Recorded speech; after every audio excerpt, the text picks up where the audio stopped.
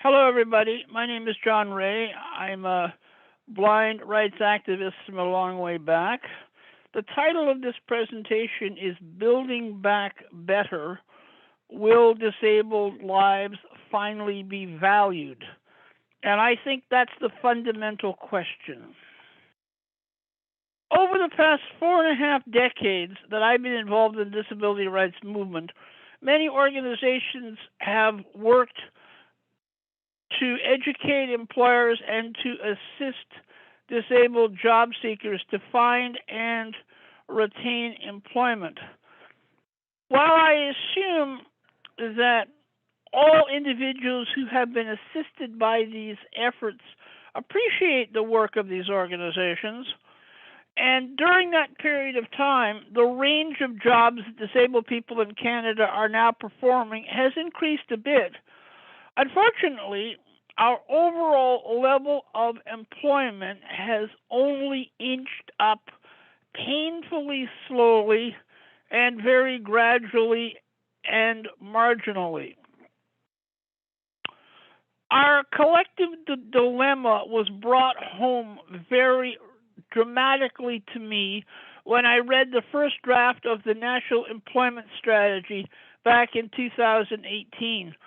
And one sentence in particular, which I quote, and it goes like this. This sentence jumped off the page to me, and I quote, "Many employers have told CCRW that they would not embark on hiring persons with disabilities without specific guidance and advice from employment agencies." Think about that. This analysis did not occur way back during the International Year of Persons with Disabilities in 1981. This analysis was provided in the year 2018. If you only reword that sentence slightly, what it says to me is that many employers really do not want us around at all. They would be happier if we would go away and stop darkening their doors altogether. Now, of course, that isn't going to happen. But I think many would prefer it if they didn't have to deal with us at all. This raises the question, how far have we really progressed? To what extent are our lives and experiences valued by employers and others? I suggest the answer is not a great deal. As Canada works to build back better, that oft-stated phrase, will things be different? Will our lives and our experience be valued more than they have been in the past or in the present? Only time will tell. Today we must deal with new pressures. During the pandemic, we've all been affected. Many Canadians qualified for the CERB that paid them up to $2,000 per month. While persons with disabilities, those of us who held the disability tax credit, received a meager one-time grant of $600. Now, throughout our lives, we have always had to confront and deal with the extra costs associated with our disability, and that has been exacerbated during the pandemic. This issue was highlighted to me recently in a November 26th Toronto Star article entitled "CERB and CRV Discriminated Against Canadians with Disabilities, New Charter Challenge Claims," an article by Rosa Saba. And it talks about a woman named Valerie Jacobs who has filed a human rights complaint alleging this discrimination. Why should this have been needed? What will happen to her case, we don't know at this point. But we also must think about what will happen when the pandemic finally ends and government supports are removed. And at that point, I fear governments will return to their old austerity ways. And what will happen to us then? Today, we see some new trends. The work of the Black Lives Matter movement has finally brought attention to systemic black racism. A lot of Canadians believe that doesn't happen here. That's what happens down south of our border with the United States. Think again. Systemic black racism is too alive and well in this country as well as in the United States. We've also seen the release of the Truth and Reconciliation report and the report of the inquiry into missing and murdered Indigenous women and girls. These reports have brought new attention, long overdue attention, to the circumstances of these communities. It's about time, in my view, but I have to wonder, why were the issues and circumstances of Black or Indigenous persons with disabilities not given attention during those reports? And especially from the Indigenous community, where there is a significant number of persons with disabilities. Corporate Canada gets criticism. In November, Angus Reid Institute and the Rick Hansen Foundation released a new report. It will probably disappoint some service providers listening to this, but I doubt that it came as any great surprise to us who have a disability. Some of its findings include 40% believe that employers fall short of what is needed to hire persons with disabilities. An additional 39% believe that employers have a long way to go to adequately support their disabled employees. 48% believe that employers are particularly bad at hiring persons who are considered severely disabled. And on the results of this study goes. When I think back, the disability rights movement in Canada really got started in the early 70s, especially in Western Canada. It was developed partly, as Jim Dirksen, former executive director of the Council of Canadians with Disabilities, talks about the rehabilitation industry.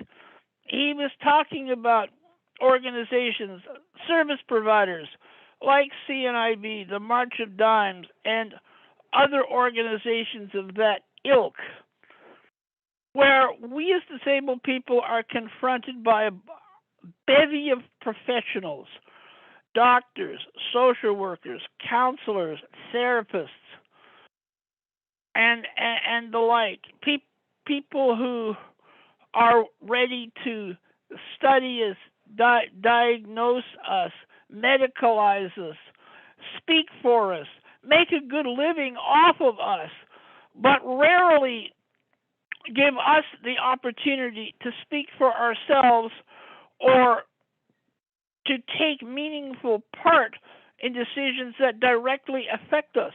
Why is that still the case? Over the last couple of decades, we have seen the development of the social model of disability. While this new approach does provide a more realistic and progressive view of disability, many of us feel that it has not gone nearly far enough because it has done little or nothing to redress the power imbalance between us and those who purport to serve us.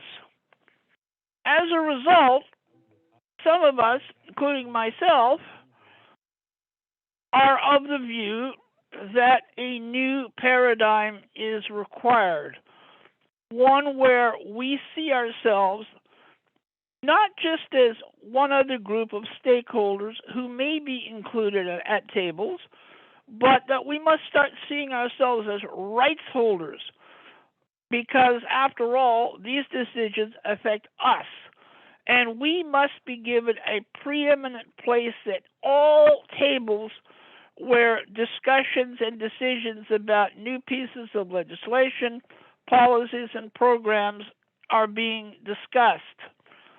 Unfortunately, we still have a fair ways to go before we get there, before we implement the old adage, the new adage of nothing about us without us.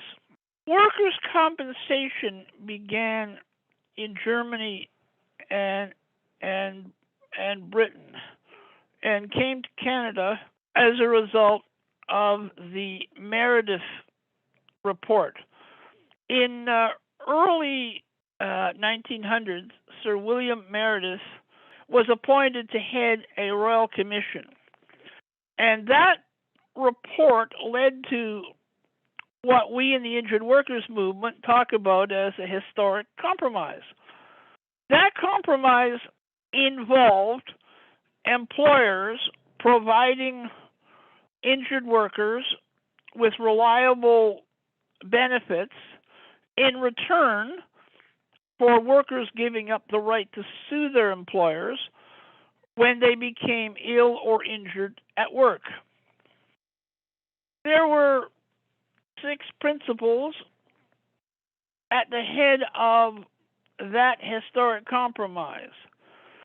Unfortunately, as years have gone on, what was developed as the Workers' Compensation Board, and now known as the WSIB, has changed from an organization that focused on providing benefits to injured workers to an insurance model where cost cutting has become its prime work.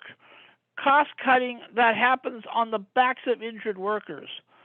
Today, injured workers are often under a great deal of surveillance, where their own treating physicians' reports are not welcomed.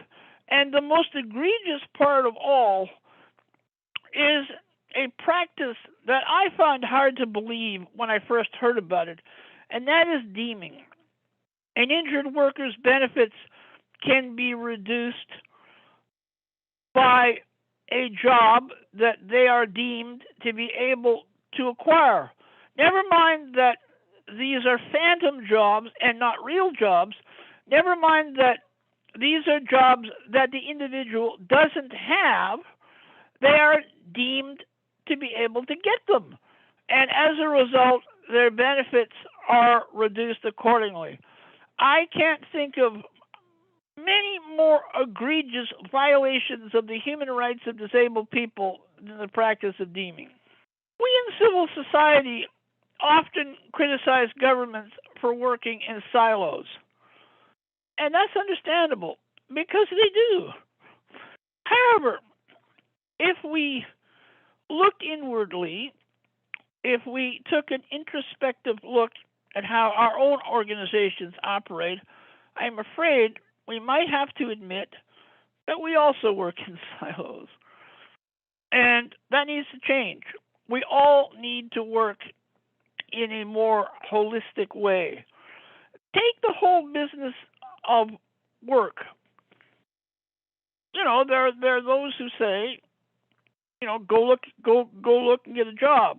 That's fine.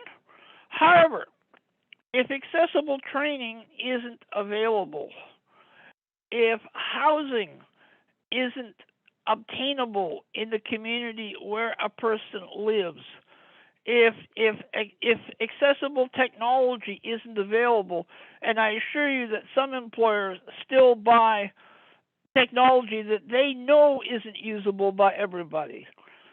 If transportation to and from that place of employment isn't present, and if an inclusive work environment where the person is valued and really made to feel a part of the organization, if all of these factors aren't present, the idea of finding and retaining work can fall apart.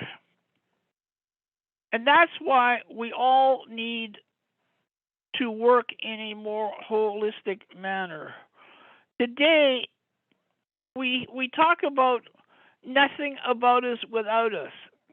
That has become the clarion message of the disability rights movement.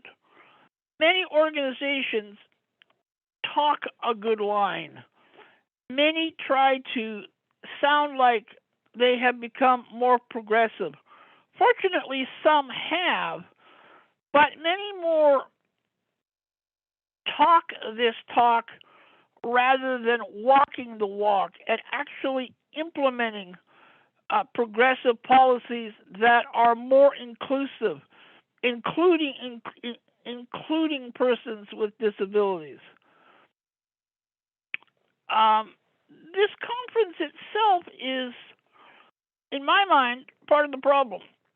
The group who organized it was not much made up of us. There were very few persons with disabilities in the leadership of organizing this conference.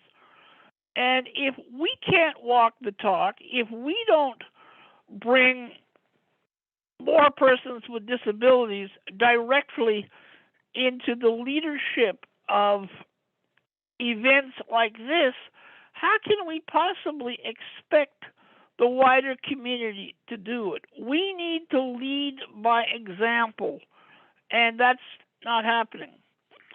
And speaking of leading by example, that's what government needs to do. Government must become model employers. Over the last few years, there have been a fair number of anti-poverty reports released. Some of them have had some measure of impact, not a great deal, but usually when they are released, governments are required within a specified period of time to respond to them. Well, instead of giving a comprehensive response, too often governments have offered what I consider to be a callous response. There's a solution to your unemployment. Just go out and get a job. Well, that's a nice idea, but these same governments do not give us any indication of where are all of these jobs that they expect us to suddenly go out and get. Where are these jobs? Where are they? They don't tell us, and they also do not tend to put into place new programs to encourage employers to do a better job of hiring us. Today, we hear many employers crying the blues that they have jobs that they cannot fill. That may be true. There may be reasons for this. Some say that today's workers lack some of the skills that today's workforce needs. In some cases, there is bad pay or bad hours, maybe not enough hours. In other cases, scheduling is a problem. And in some others, individuals are still nervous about going into a place of employment because of the pandemic, something that we hope will soon abate, or because they have care responsibilities for loved ones. Yet the question becomes, in this case, how many of these same employers have reached out to the disabled community? I suggest not nearly enough. There are many from among our midst who are ready, willing, and anxious to work. And if employers reached out more to our community, I'm sure that we could help fill some of those vacancies and put our skills and talents to work. Yet, once again, it's pretty clear that our presence is not yet valued or wanted. The whole area of representation is also a problem. Today, persons with disabilities are not present in sufficient numbers at tables and in offices where important decisions are made that affect all of us, including persons with disabilities. I refer to the boardrooms where decisions about what products will be manufactured and to what extent will they be accessible. Boardrooms where organizational policies are set.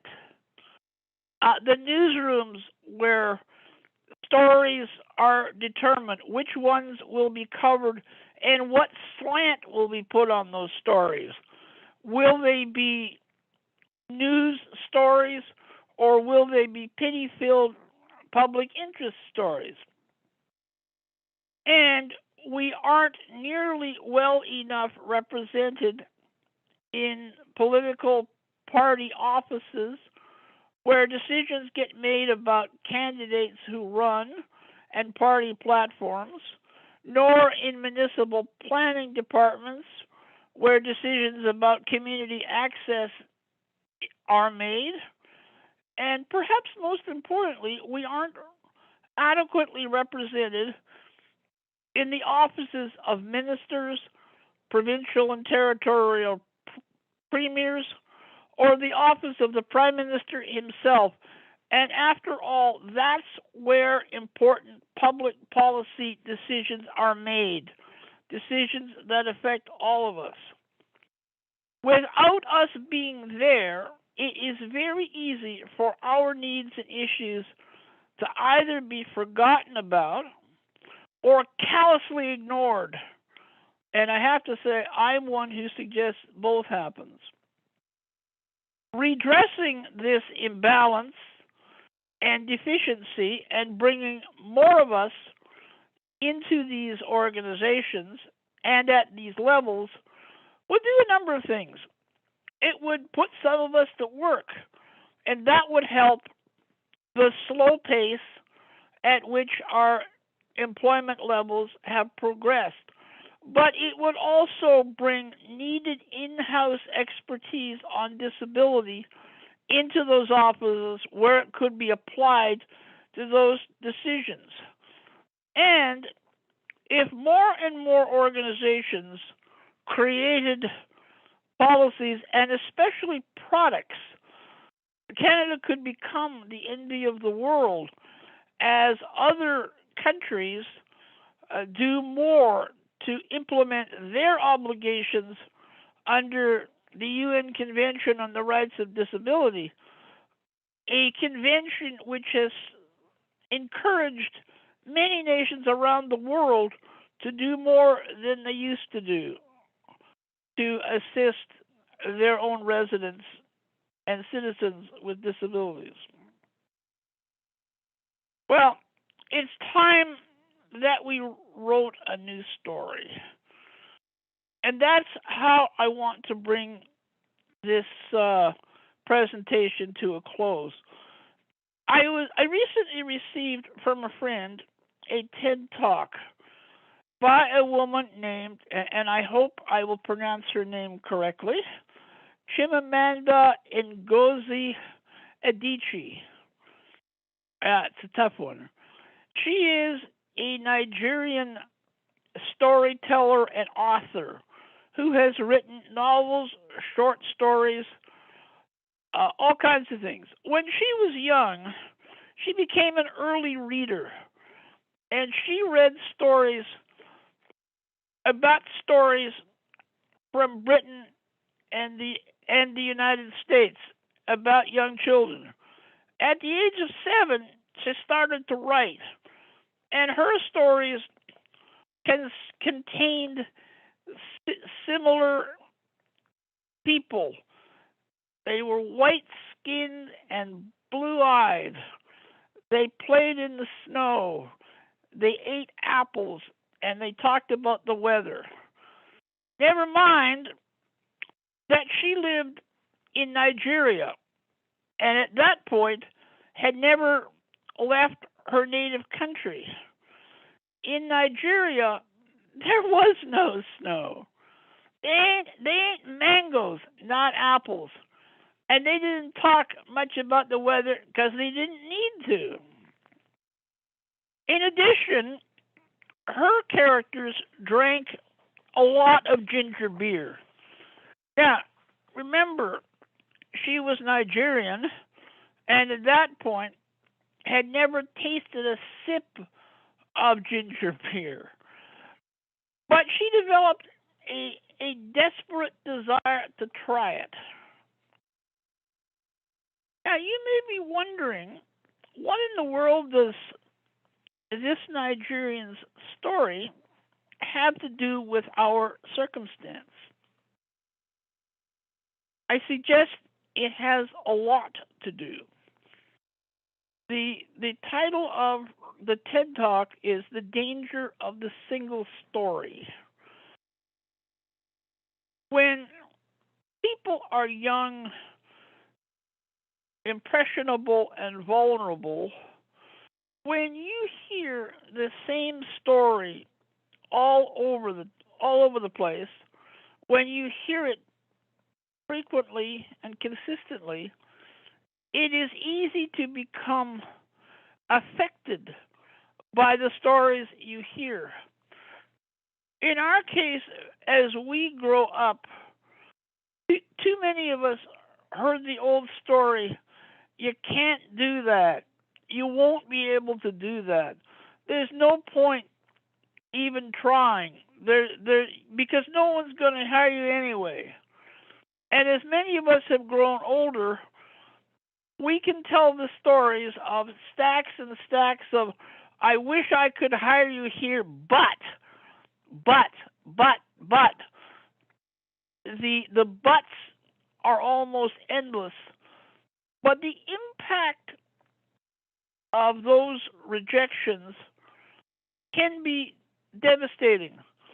And I think that explains why many of us are not in the workforce, not in the job market, not seeking jobs because many of us have simply given up.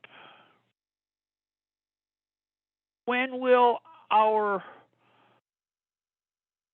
lives and expertise and creativity finally be valued and recognized and us encouraged? It is time that we wrote a new story. It is time that we wrote a new paradigm of rights holders where the lives and expertise of persons with disabilities are not just encouraged and valued, but where we get to participate directly in a preeminent way in the development of any kind of legislation, policy, and program that affects us. We must be at all of these tables.